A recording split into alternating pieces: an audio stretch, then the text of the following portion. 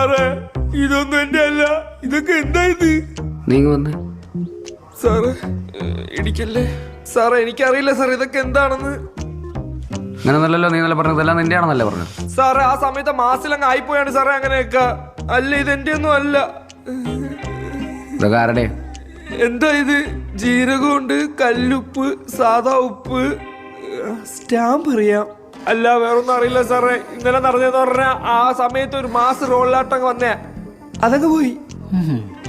അപ്പൊ ഇവന്മാരൊക്കെ ആരാ ഇത്?